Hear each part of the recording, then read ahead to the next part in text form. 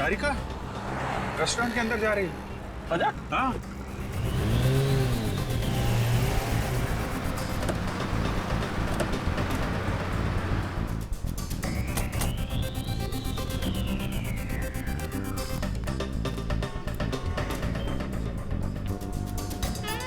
अरे हाँ, तारिका ही है।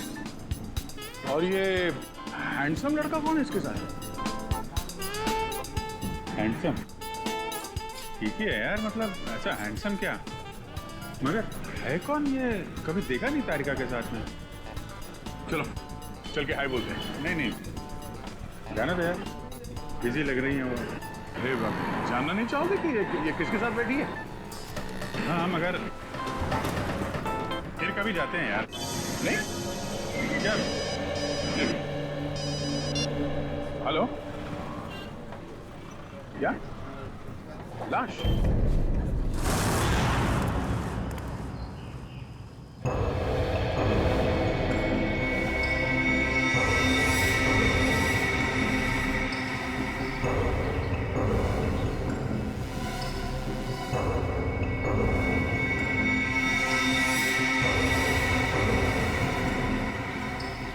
इसकी गर्दन मरोड़ के इसे मारा गया। हाथ पे एक कट का निशान है, इसके अलावा बॉडी पे कहीं और कोई चोट नहीं। हाँ सर, और इनके जूते पे मिट्टी बिल्कुल नहीं है, जबकि घर के बाहर काफी गीली मिट्टी है। ये देखिए सर, हो सकता है इन्हें कहीं और मारा गया है और फिर लाश को यहाँ लाकर पटक दिया।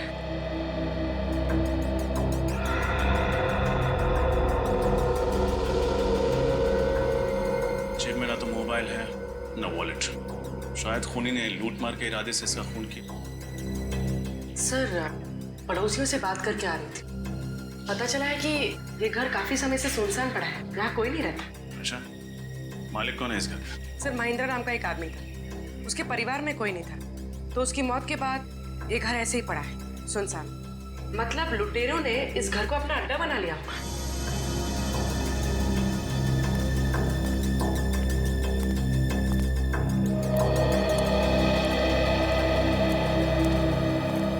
तो आप लोग यहाँ बारिश से बचने के लिए आए थे? हाँ सर। कब? सर कल रात। तो फिर तब हमें क्यों नहीं फोन किया? सर, हम लोग डर गए थे कि सीआईडी को इन्फॉर्म करें या नहीं करें। एक बात हमेशा याद रखना, कानून की मदद करने में कभी भी हिचकिचाना नहीं। अच्छा, आप लोग जब यहाँ आए थे तो आपने किसी और को देखा था? नहीं सर, हमारे अलावा यहाँ कोई था भी नहीं। सर। हाँ निखिल।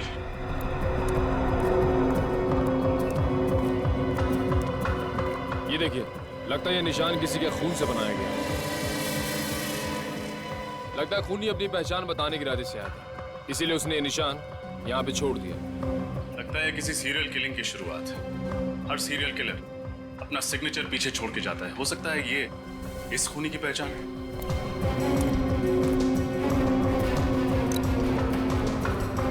सर, ये घड़ी मिली है, बहुत पुरानी। शायद ये घड़ी हमें उस खूनी तक ले जाए।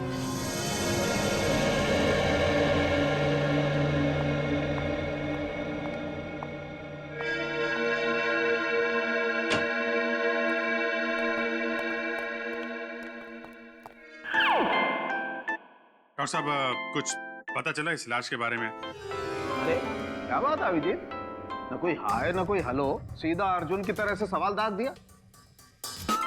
अरे अभिजीत क्या बात है भाई, आज तो तुमने तारिका से भी हाय हेलो नहीं किया। अब इनसे क्या हाय और क्या हेलो। तारिका जी तो आजकल किसी और के साथ लंच में कुछ ज्यादा ही बिजी हैं। क्या बात कर रहे हो, किसके साथ? अब तो ये खुद ही बता सकती हैं। आज मैंने आपको सनशाइन रेस्टोरेंट में देखा था किसी के साथ। कौन कौन था वो? हाँ, वो तो मेरा कॉलेज फ्रेंड था, संयोग। बहुत सालों बाद मिला, पता है। संयोग? वाकई में ये तो संयोग की बात है। इतने सालों के बाद आपको संयोग फिर मिल गया। और ये भी बड़ा अजीब सा संयोग है कि अभी तक आपने इस मरने वाले आदमी के बारे में कुछ बताया नहीं हमें। वो हाँ, भाई इस आदमी की उम्र 50 साल है। मौत इसकी गर्दन मरोड़े जाने की वजह से हुई है और इसे मरे हुए 2 दिन हो गए। और सर वो खून किसका है जिससे लाश के पास वो निशान बनाया गया था? खून भी इसी आदमी का है। डॉक्टर साहब जाहिर सी बात है ना, खूनी अपना खून थोड़ी इस्तेमाल करेगा निशान बनाने के लिए। थैंक यू, बहुत बड़ी बात बताई आपने, धन्यवाद। अच्छा सर, ऐसी कोई चीज बता सकते हैं इसके बारे में जिससे इसकी आइडेंटिटी का पता चले? हाँ, एक खास बात है। क्या है? तारिका। क्या डॉक्टर तारिका इसकी आइडेंटिटी है? यार फ्रेडी, तुम तो अकल की बात करो।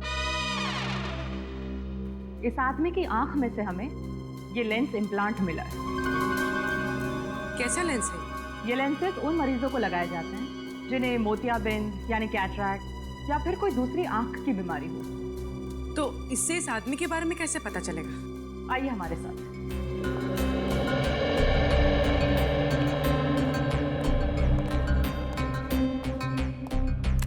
इस तरह के हर लेंस पे एक खास अलग सीरियल नंबर होता है। ये देखिए। और इस सीरियल नंबर को दिखा करके अभिजीत ये पता लगाया जा सकता है कि इस नंबर का लेंस किसने कब और कौन से हॉस्पिटल में लगाया। वाह सारुण सर, कमाल कर दिया आपने। सचिन, इस नंबर से पता करो ये लेंस किस मरीज को लगाया गया था। मुझे भूख लगी है, मैं खाना खाने जा रहा हूँ। लोगों ने खाना खा लिया है, मैं अकेले खाना खाने जाऊंगा।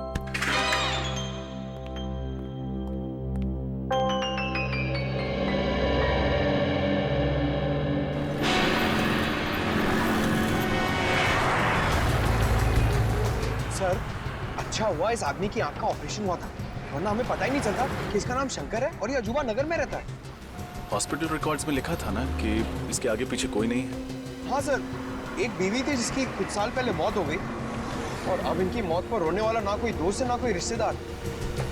इतनी अजीब बात है, जिस आदमी की चिता को आग देने वाला कोई नहीं, उसका कोई खून क्यों करेगा? सर भले ही इसका कोई दोस्त ना हो, लेकिन दुश्मन जरूर होगा, इसीलिए तो उसका खून हो गया।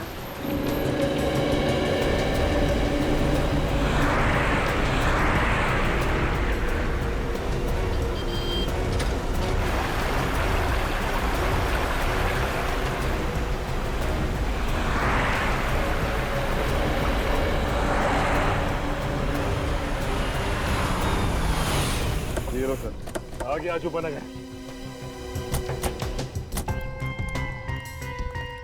सर, बड़ी अजीब बात है, शंकर रहता था अजूबा नगर में और खूनी ने जाके उसे भंडारा नगर में मारा। ये कैसे हुआ सर? हाँ पंकज, ये बात तो है, लेकिन हो सकता है कि सुंदर भंडारा नगर किसी काम से गया और खूनी ने मौका देखते ही उसका काम तमाम कर दिया। तुम दोनों ने एक बात नोट की, ये जगह कितनी सुनसान है। ना कोई इंसान, ना कोई गाड़ी, ना बच्चों के खेलने का शोर। सर, मुझे लगता है सब लोग छुट्टी मनाने गए। नहीं, पूरी की पूरी कॉलोनी उठकर शहर छोड़ के क्यों चली जाएगी? जरूर कोई और चक्कर है। और बाहर कहीं सिक्योरिटी गार्ड भी नहीं दिया? अगर पूछताछ करें तो करें किससे? सर, ये देखिए।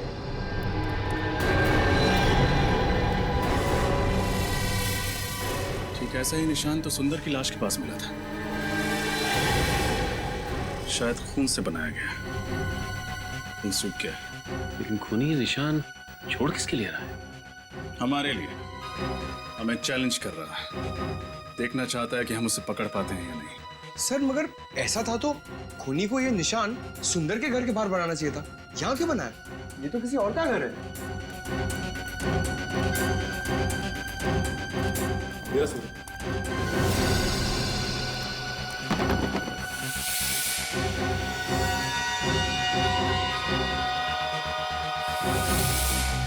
ये आवाज कैसे? ये तो सुंदर के घर से ही आ रही है। सर, लगता है घर में कोई है। हो सकता है वही खूनी हो, सबूत मिटाने आया हो।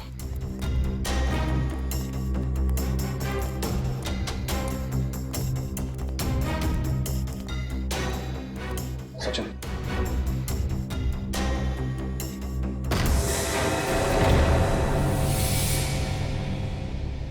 कौन है? हाथ ऊपर।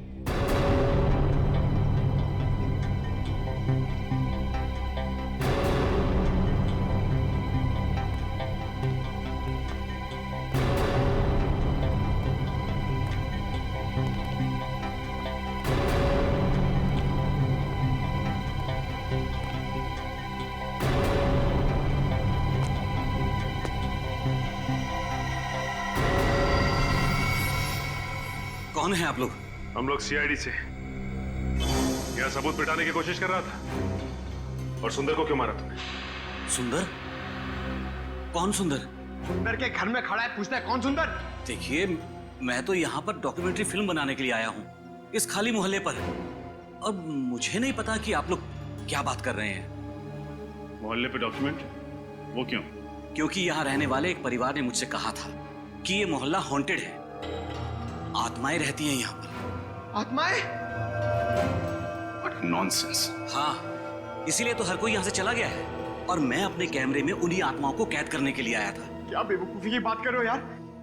आत्माएं कैमरा में थोड़ी कैप्चर होती है। कुछ साल पहले मैंने एक टीवी सीरियल में देखा था, 2 लड़के और 1 लड़की ऐसा ही करते हैं, तो मैंने सोचा क्यों ना मैं भी अपनी किस्मत आजमा लूं। कहानी बहुत अच्छी है, जैसे ही जेल की सलाह के सामने दिखाई दी उन्हीं से डॉक्यूमेंट्री फिल्म मेकर बन गए तुम। हाँ, मैं कोई कहानी नहीं बना रहा हूँ सर। अगर यकीन नहीं आता है तो आप इस मोहल्ले में रहने वाले परिवारों से पूछ सकते हैं। कहाँ रहते हैं ये मोहल्ले वाले? मुझे यकीन नहीं आ रहा कि आज के जमाने में भी आप जैसे अंधविश्वासी लोग हैं जो सिर्फ आत्माओं के डर से अपना बसा बसाया घर छोड़ के कहीं और जाके रहने लगे। तो हम लोग क्या करते साहब? जिंदगी तो सबको प्यारी है ना। जब हमें पता चला कि ये मोहल्ला हॉन्टेड है तो हमने यहाँ से निकलने में ही अपनी भलाई समझी। ये आपको कैसे पता चला कि ये जगह हॉन्टेड है? पिछले महीने इस मोहल्ले में रेन हार्वेस्टिंग सिस्टम लगवाने का काम चल रहा था। खुदाई के वक्त मजदूरों को एक आदमी की खोपड़ी मिली। क्या? आदमी की खोपड़ी?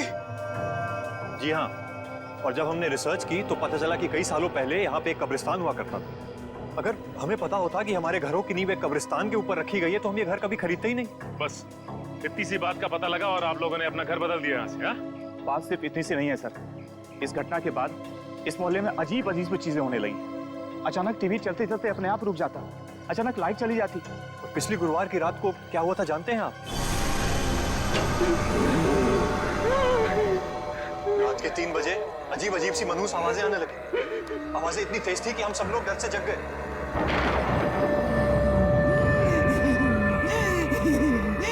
ये आवाजें कैसी? मुझे तो लगता है ये उन्हीं लोगों की आवाजें हैं जिनके कब्रों पे हमारा ये घर बना है। हो सकता है, लाइट को भी इसी टाइम जाना था। पर से मौसम कितना खराब हो रहा है। वहां से आ रही आवाज। चलो चलो चल के देखते हैं। नहीं नहीं, तू जाके देख, मुझे डर लगता है। अकेले तो मैं भी नहीं जाऊंगा। मैं तो कह रहा हूँ सब साथ चलते हैं ना। हाँ क्यों? चलो चलो चलो देखें। चलो। रामू, अरे रामू, ये सिक्योरिटी को क्या हुआ? सुन क्यों नहीं आए? हमेशा की तरह सो रहा होगा। मैंने कितनी बार कहा है कि इसका हिसाब करके नया गार्ड रख लेते। रामू, रामू को क्या हो गया ये? रामू,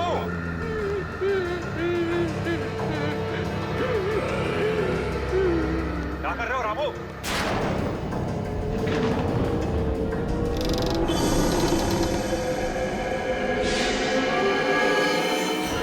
वो वाकई में सो रहा था। मौत हो चुकी थी उसकी। क्या मौत हो गई थी? आत्माओं ने उसे मार दिया था? जी हाँ, डॉक्टर्स ने यही कहा था कि उसकी मौत दिल की धड़कन रुकने से हुई है। पर ऐसा तो तभी होता है ना जब अचानक कोई भयानक आत्मा होकर सामने आ जाए। बस बंद करो ये आत्मा की रट लगाना।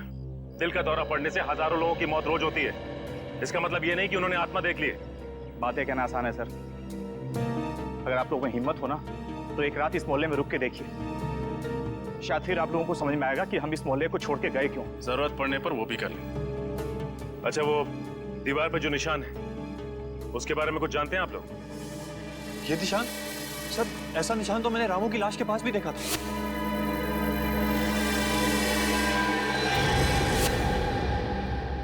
इसका मतलब इस निशान का वाकई कोई गहरा संबंध है इस केस। पंकज, किसी ऐसे इंसान का पता लगाओ जो ऐसे निशान और सिंबल्स की अच्छी जानकारी रखता हो। ये त्रिकोण है। इसकी सहायता से त्रियाटक किया जाता है। इसके ऊपरी भाग पर अगर कोई ध्यान लगाकर देखे तो उससे उसकी एकाग्रता दुगनी हो जाती है। आज के लिए बस इतना ही, बाकी हम कल बात करेंगे।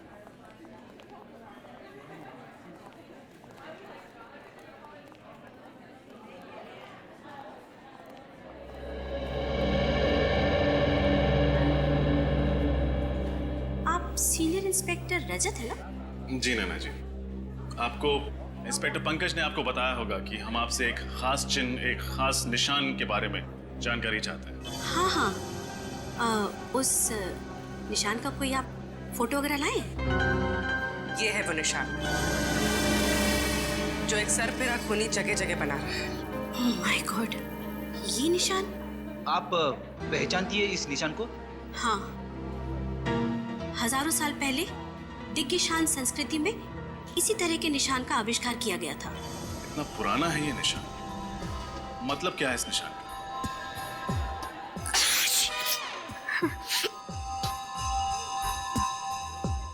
इसका मतलब है सर्वनाश, मौत का तांडव, मौत का प्रतीक है ये। एक दानव का निशान है ये। कैसा दानव? हजारों साल पहले भृगुराज नाम का एक दानव हुआ करता था। उसकी खूनी आंखों में जब भी कोई देखता था तो वो मौत की गोद में पहुंच जाता था। सॉरी। उस वक्त भी इस निशान को बहुत मनहूस माना जाता था। मौत का प्रतीक था ये।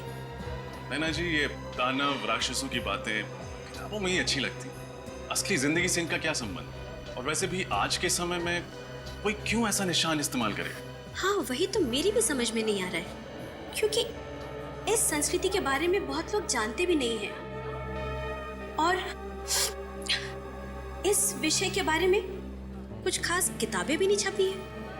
अच्छा, आपके अलावा शहर में और कितने एक्सपर्ट्स होंगे जो दिग्गिशान संस्कृति और भृगराज दानव के बारे में जानते हो? हाँ, ज्यादा लोग तो नहीं होंगे, लेकिन पिछले महीने मैंने इसी सब्जेक्ट पर एक लेक्चर लिया था। उसे अटेंड करने काफी लोग आए थे।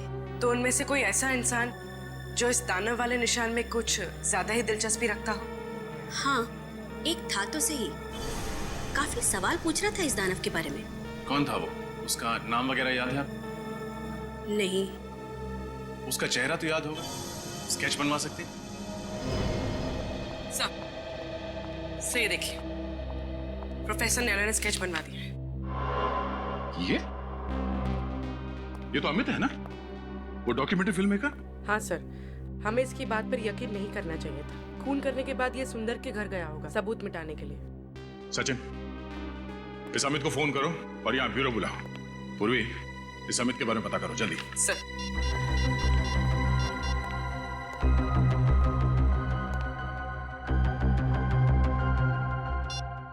सर, अमित का तो फोन ही नहीं लग रहा है। फोन नहीं लग रहा है? सर, कहीं शहर छोड़ के भागने का प्लान तो नहीं है उसका?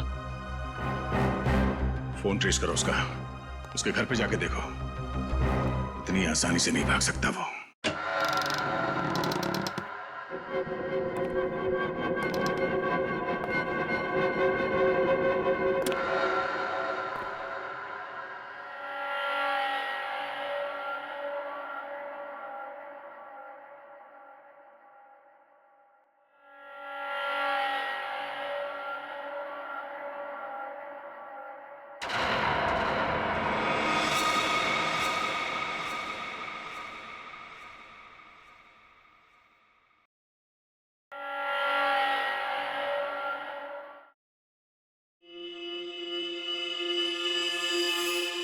रात के 3 बज चुके हैं। ऐसा माना जाता है कि रात के 3 बजे आत्माओं की शक्तियां 3 गुना बढ़ जाती हैं। अब देखना यह है कि इस हॉन्टेड अजूबा नगर में हमारी मुलाकात किसी आत्मा से होती है या नहीं।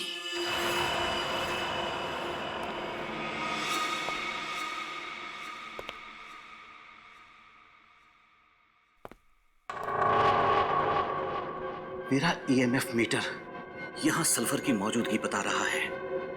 मैं दर्शकों को बताना चाहता हूं कि जहां कहीं भी सल्फर की मौजूदगी हो, वहां आत्माओं का होना तय है। दिल थाम कर बैठिए, अब कुछ ही वक्त में हमारी मुलाकात आत्मा से हो सकती है।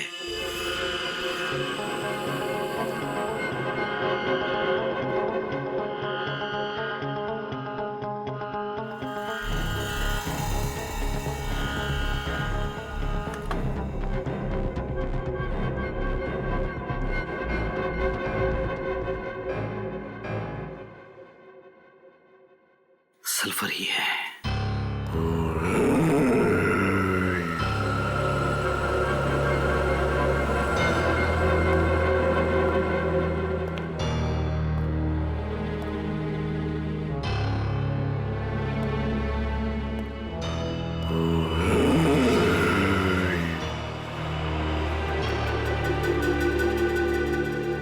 लगता है आत्मा जाग गई है और वो यहीं कहीं आसपास ही है।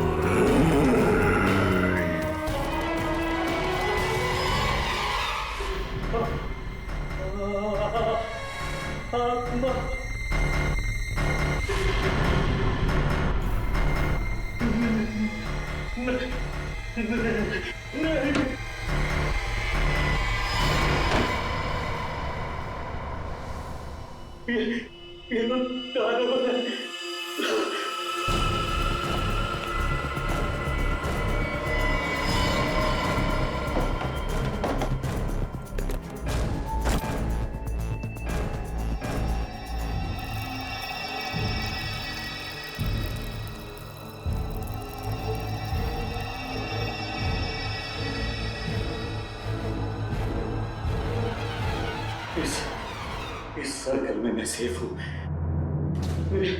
मेरे पास नहीं आ सकता वो दानव।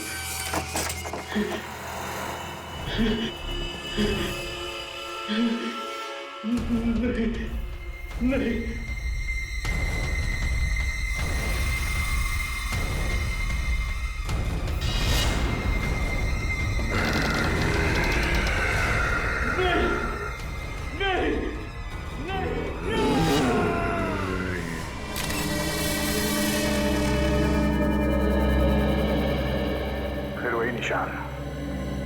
सर एक बात तो पक्की हो गई कि अमित खूनी नहीं था। जिसने सुंदर का खून किया उसी ने अमित को भी मारा है।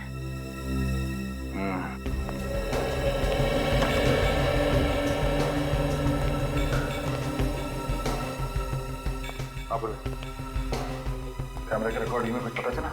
नहीं सर, खूनी तो नजर नहीं आया। बस कुछ अजीब अजीब सी आवाजें आ रही जिनके बारे में हमें मोहल्ले वालों ने बताया था। अजीब अजीब सी आवाजें हैं। सर, अगर ये मोहल्ले वाले सच कह रहे हो और वो दानव यहाँ आ जाए तो 2-4 चुटकुले सुना देना उन्हें, है ना?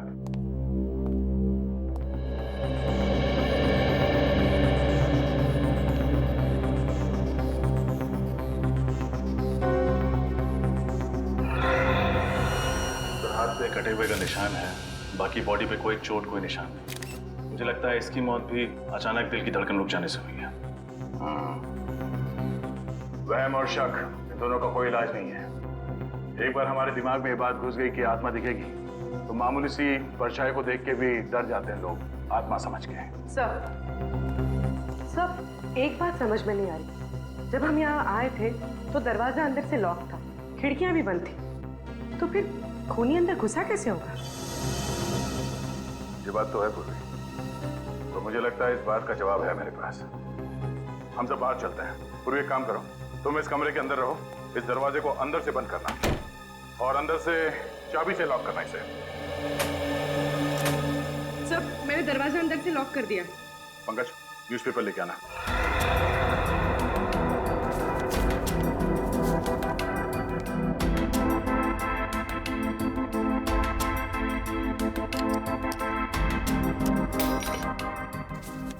ये रही दरवाजे की चाबी। फिर खूनी ने चाबी से ये दरवाजा खोला और ये अंदर। सब ये तो आसान था, पर बाहर जाते वक्त खूनी ने वापस चाबी की होल में कैसे लटकाई होगी? इसका जवाब भी है। पंकज, जरा धागा देना। कि दरवाजे के की होल से इसे अंदर डालते हैं। खींच लो उसको। अब दरवाजा बंद करो। अब पूर्वी उस धागे को दरवाजे से नीचे इस तरफ डाल दो। Okay sir. चाबी देना, इसे बांधो यहाँ पे। यूं।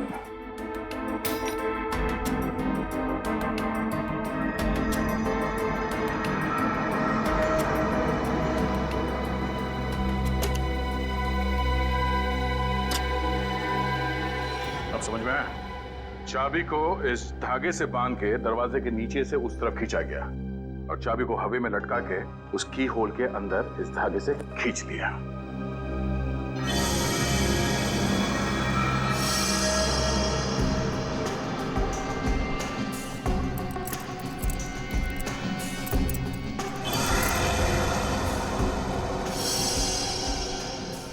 सब खूनी तो बहुत ही चालाक था, पर जाते जाते एक गलती कर गया।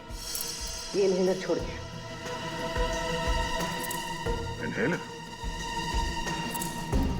अब ये तो डॉक्टर सालुंके ही बताएंगे कि इन्हेलर उस खूनी का है या इस अमित का। दया, हाँ सर। पता चल गया कि अमित की मौत कैसे हुई थी। कैसे? ठीक वैसे ही मौत हुई जैसे उस सुंदर और सिक्योरिटी गार्ड की हुई थी, हार्ट अटैक से। लेकिन दया, खूनी ने यह हार्ट अटैक दानव बन के नहीं दिया, बल्कि ऑल्सॉप बैक्स्टर नाम के केमिकल से दिया। केमिकल से हार्ट अटैक? हाँ दया, ये एक ऐसा केमिकल है जिसे अगर खाने या पीने की चीज में मिला करके दिया जाए तो 1 घंटे के अंदर अंदर हार्ट अटैक हो जाता है।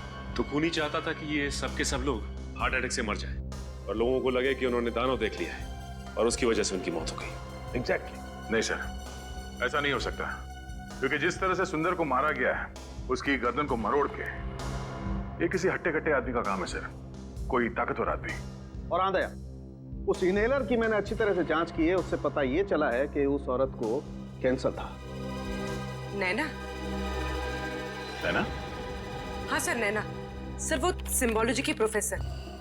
सर मैंने उनकी किताब में पढ़ा था कि कैसे उन्होंने कैंसर का सामना किया और वो जीत गए।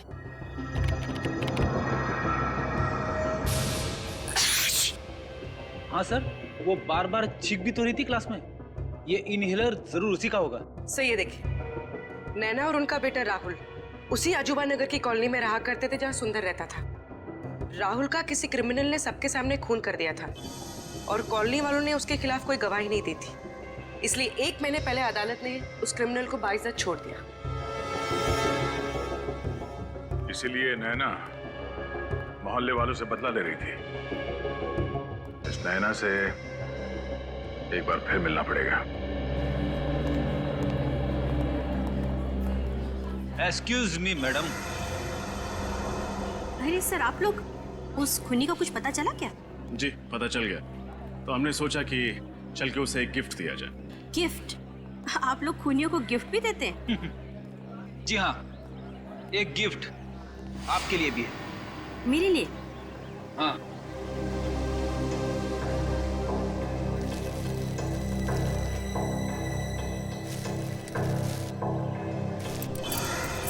ये इनहेलर? आप ही कहें, जानना नहीं चाहेंगे हमें ये मिला कहाँ पे? कहाँ मिला? सुंदर के घर में। जब अदालत ने आपके बेटे के खूनी को सजा नहीं दी, तो आपने खुद ही इंसाफ की देवी बनने की ठान ली और सोचा कि क्यों ना पूरे मोहल्ले को ही सबक सिखाया जाए। आप लोग मेरे बेटे के केस के बारे में जानते हैं? सीआईडी से कुछ नहीं छुपा है। आप बताइए, सुंदर को क्यों मारा? अरे मैंने उसे नहीं मारा। मैं तो पिछले हफ्ते उसके घर गई थी उसे ये समझाने के लिए कि वो सुप्रीम कोर्ट में आकर गवाही दे। और जब उसने गवाही देने से मना कर दिया, तो आपने उसे खत्म कर दिया। मैं उसे क्यों मारूंगी? जरूर कोई मुझे फंसाने की कोशिश कर रहा है। अच्छा, कल रात आप कहाँ थे? कल मैं पुणे में थी, एक कॉन्फ्रेंस में गई हुई थी। पुणे? कहाँ थी ये कॉन्फ्रेंस? होटल सैंड ड्यून्स में। आप चाहें तो पता कर सकते हैं। नंबर है आपके पास उस होटल का? जी है, 117923-097।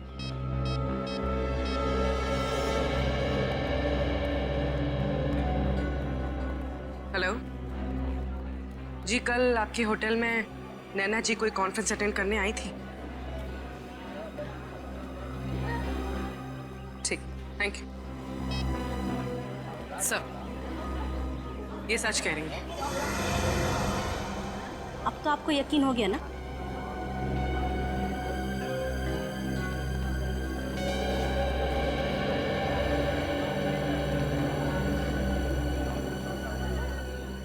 अगर इस काम में नैना जी का हाथ नहीं है तो फिर किसका है?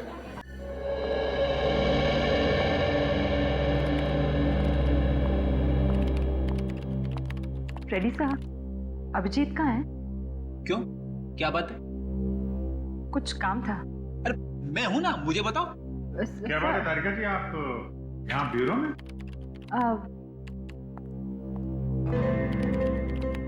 अभिजीत, बिजी तो नहीं हो ना?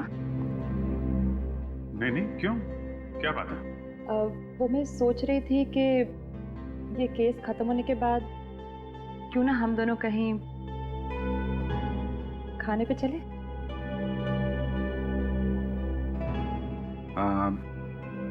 आइडिया तो अच्छा है, पर पता नहीं कितने दिन लगेंगे केस सॉल्व होने में, और तब तक आप भूखी थोड़ी ना रहेंगे।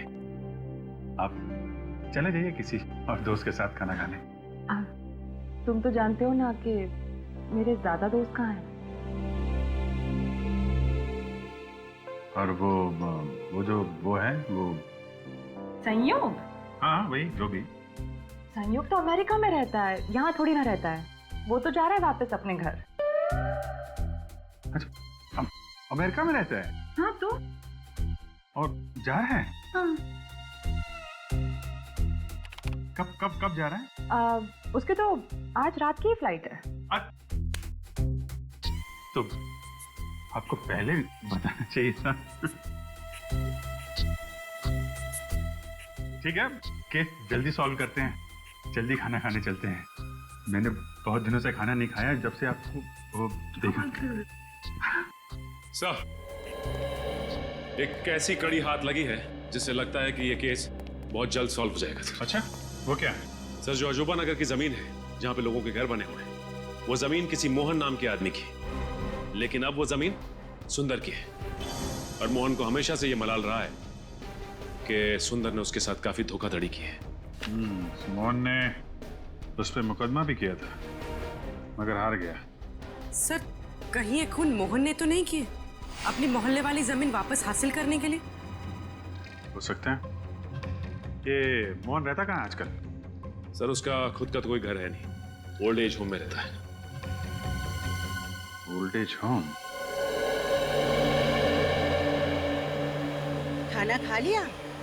दवाई टाइम पर ले रही ना? अपना ख्याल रखिएगा। शायद कोई आया है, आप लोग आराम करो, मैं आती हूँ। सर, लोगों ने यहाँ ओल्ड एज होम में अपने माँ बाप को कैसे छोड़ा हुआ है? वाकई बचपन में जो हमें उंगली पकड़ के चलना सिखाते हैं, बुढ़ापे में हम उन्हें ऐसे। जी कहिए, मैं आप लोगों की कुछ मदद कर सकती हूँ? हम लोग मोहन जी से मिलना चाहते हैं। मोहन जी? जी, मिस्टर मोहन सिद्धांत। आप लोग ने आने में देर कर दी। वो तो पिछले महीने ही चल बसे। उनके परिवार में से कोई हैं जो उनसे मिलने आते थे? परिवार से तो नहीं, मगर हाँ, एक लड़का हमेशा उनसे मिलने आया करता था, लेकिन मुझे उसका नाम याद नहीं। दिखता कैसा था ये लड़का? वो भी याद नहीं। वो 2-3 महीने से आया नहीं ना, तो मुझे बिल्कुल याद नहीं रहा। अच्छा, मोहन जी की मौत के बाद उनका सामान लेने कोई आया था? नहीं, उनका सामान अंदर ही पड़ा हुआ है, उनके कमरे में। तो फिर क्या हम उनका सामान देख सकते हैं? हाँ, आइए।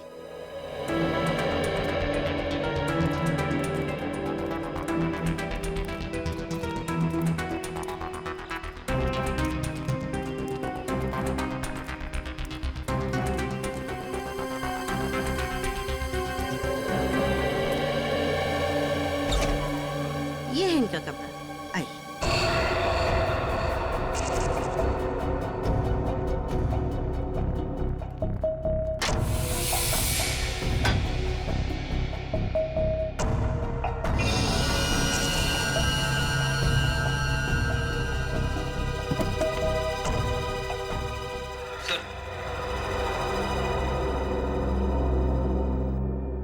ये देखिए, मोहन जी की फोटो। जवानी में किसी हीरो से कम नहीं दिखते थे। अरे ये क्या है? क्या हुआ सर? ये देखो, इनके हाथ में ये एंटी घड़ी देख रहे हो? अरे हाँ सर, ये तो बिल्कुल वैसी ही घड़ी है जैसे हमें सुंदर की लाश के पास से मिली थी। मतलब सर, मोहन जी ने ये घड़ी उस लड़के को दी होगी जो इनसे मिलने आता था, और फिर ये घड़ी इस लड़के से वहां छूट गई सुंदर का खून करते वक्त। लेकिन उस लड़के के सर पे ऐसा क्या जुनून सवार था जो उसने खुद मोहन जी से बदला लेने की ठान ली? शायद इस सवाल का जवाब मोहन जी की इस डायरी में मिले। क्या लिखा है सर इस डायरी में? मोहन जी ने लिखा है, सुंदर ने उन्हें धोखा दिया। उसने उनसे वादा किया था कि अजूबा नगर की जमीन पर एक बहुत बड़ा घर बना कर देगा, पर गलत कागज पे साइन करा के सुंदर ने सारी जमीन हड़प ली और उस पे कॉलोनी बनाकर घर बेच दिया। इतना बड़ा धोखा? हाँ फ्रेडी, उन्होंने ये भी लिखा है कि जमीन के साथ साथ वो उन सोने के सिक्कों से भी हाथ धो बैठे जो उन्होंने अपनी उस जमीन के नीचे गाड़े थे। और सुंदर की धोखाधड़ी की वजह से वो बर्बाद हो गए। उनके हाथ से जमीन भी गई और वो सोने के सिक्के भी। मोहन जी ने कभी अपना दुख उस लड़के के साथ बांटा होगा और वो पहुंच गया सुंदर का खून करने। उसने उनका बदला लिया और कॉलोनी भी खाली करा दी। और कॉलोनी खाली कराने के पीछे एक ही मकसद हो सकता है, छुपे हुए सोने के सिक्कों को ढूंढ निकालना।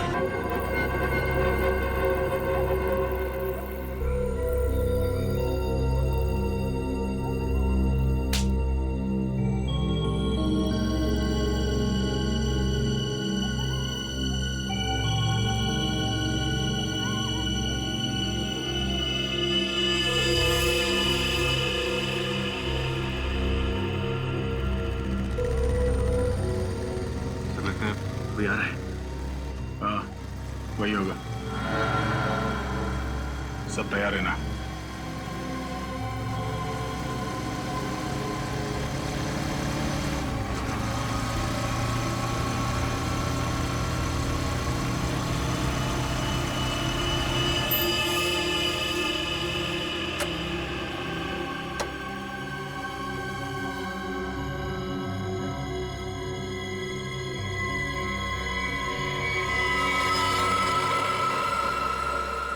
सर, ये तो पूरी तैयारी के साथ आया सोना ढूंढने के लिए।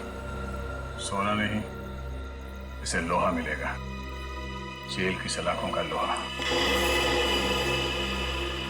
रेडी रहना, इस तरफ आ जा।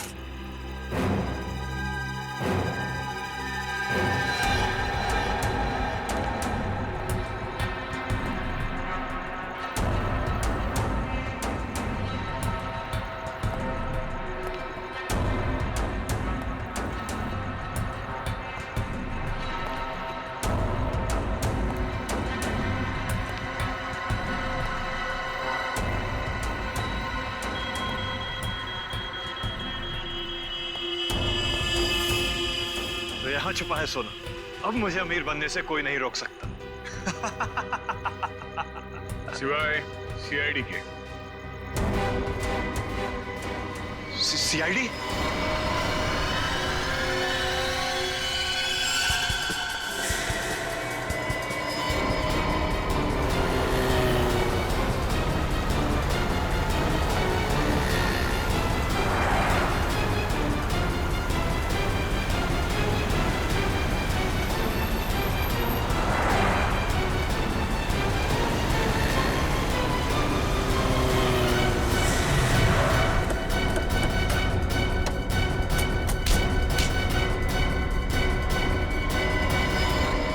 हेलमेट निकाल।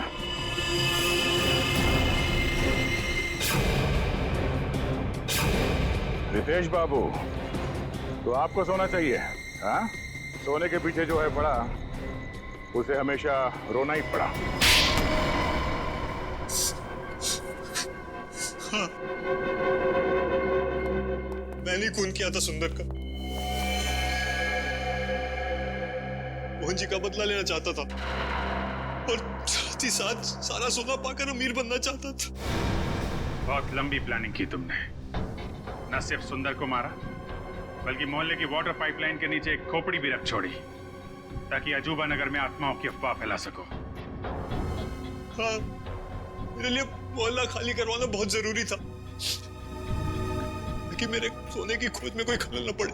और इसलिए तुमने अमित को भी गहरी नींद सुला दिया, क्योंकि वो वहां अक्सर डॉक्यूमेंट्री शूट करने आता था। और उसे तुम्हारे सोने का राज पता चल सकता था। हाँ, उसे मारने के अलावा मेरे पास और कोई चारा नहीं था। अमित को मारा, सुंदर को मारा, सिक्योरिटी गार्ड का भी खून किया। अमीर बनने के लालच में 3-3 खून किए तुमने। किस्मत अच्छी है तुम्हारी, फांसी सिर्फ एक बार ही होगी।